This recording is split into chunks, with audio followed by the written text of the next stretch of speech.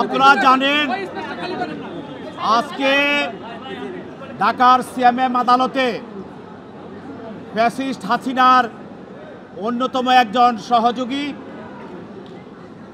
মানিকগঞ্জের সিংগাইরের অবৈধ ভোটচোর এমপি মমতাজ বেগমকে একটি হত্যা মামলায়, যাকে আপনার শিল্পী মমতাজ হিসাবে চিনেন, তাকে মিরপুর থানার মডেল থানার একটি হত্যা মামলায় তদন্তকারী কর্মকর্তা আজকে আদালতে উপস্থাপন করে তার বিরুদ্ধে 7 দিনের রিমান্ড প্রার্থনা করেন।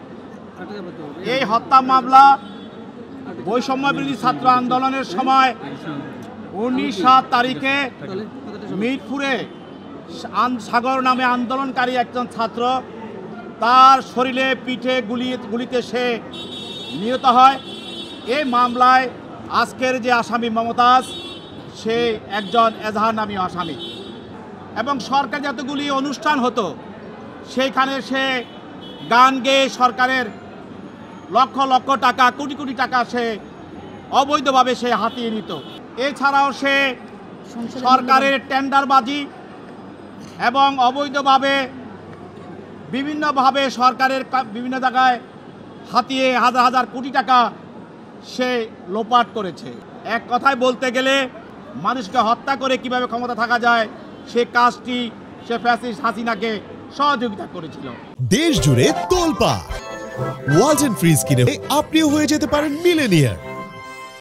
দেশে যখন আন্দোলন চলতো, যখন রাজনৈতিক নেতাকর্মীদেরকে গুলি করে হত্যা করা হতো, তাদেরকে গুম করা হতো, ওই সময় সে গণভবনে গিয়ে হাসিনাকে সে গান শোনাতো, এবং হাসিনার মনোরঞ্জন করাই ছিল তার প্রধান এবং একমাত্র লক্ষ্য। এই দিয়ে দেশে বিদেশে সে হাজার হাজার কোটি টাকা পাচার করেছে।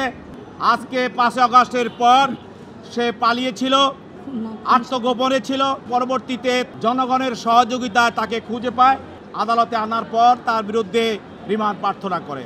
তার পক্ষে তার আইনজীবী ওকালতনামা দিয়েছে এবং জামিন শুনানি করার জন্য জামিনের দরখাস্ত দিয়েছিল, এবং তিনি তার বক্তব্যে জামিনের দরখাস্ত মোতাবেক তার জামিনের প্রার্থনার বক্তব্যটি তিনি তুলে ধরেছেন। এবং উভয় পক্ষের বক্তব্য শোনার পর বিজ্ঞ আদালত এই মমতাজকে 4 দিনের রিমান্ড মঞ্জুর করে তদন্তকারী কর্মকর্তার নিকট জিজ্ঞাসাবাদ করার জন্য অনুমতি প্রদান করে। বারবার পার্লামেন্ট মেম্বার ছিলেন, দেশের জন্য এবং জাতির জন্য উনি কাজ করে গিয়েছেন, এবং বাংলাদেশের অত্যন্ত জনপ্রিয় উনি কণ্ঠশিল্পী, যে শিল্পীর মাধ্যমে সারা দেশব্যাপী সারা বিশ্বে যার জনপ্রিয়তা রয়েছে। আমরা বিজ্ঞ আদালতে সে সাবমিশন রেখেছি।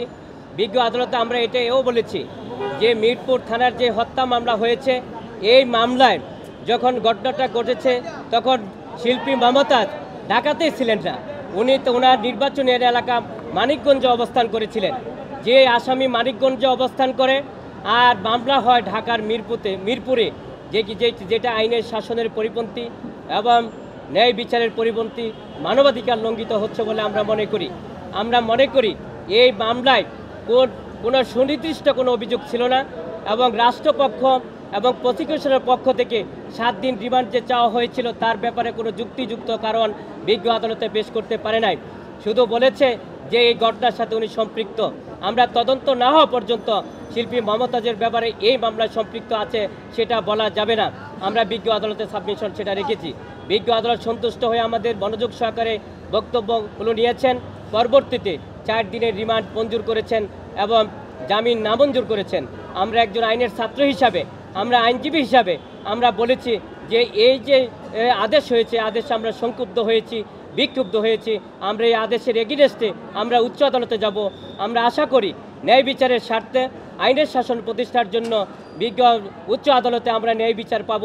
আমরা এতটুকু বলতে পারি যে আমরাও চাই যদি কোনো অন্যায় অপরাধ হয়ে থাকে সেটা সুষ্ঠু তদন্তের মাধ্যমে বের হয়ে আসুক, কিন্তু শুধু এমপি মন্ত্রী এবং এই মামলায় আপনারা জানেন 1 নম্বর আসামি করা হয়েছে প্রাক্তন প্রধানমন্ত্রী শেখ হাসিনা সহ মন্ত্রী, উপদেষ্টা, সচিব, তাদেরকে এই মামলায় সম্পৃক্ত করলে ন্যায় বিচার পাবে না। তদন্তের মাধ্যমে যারা অপরাধী তাদেরকে যদি এই মামলায় সম্পৃক্ত করা হয় তাহলে বাদী ন্যায় বিচার পাবে এবং আইনের শাসন প্রতিষ্ঠিত হবে।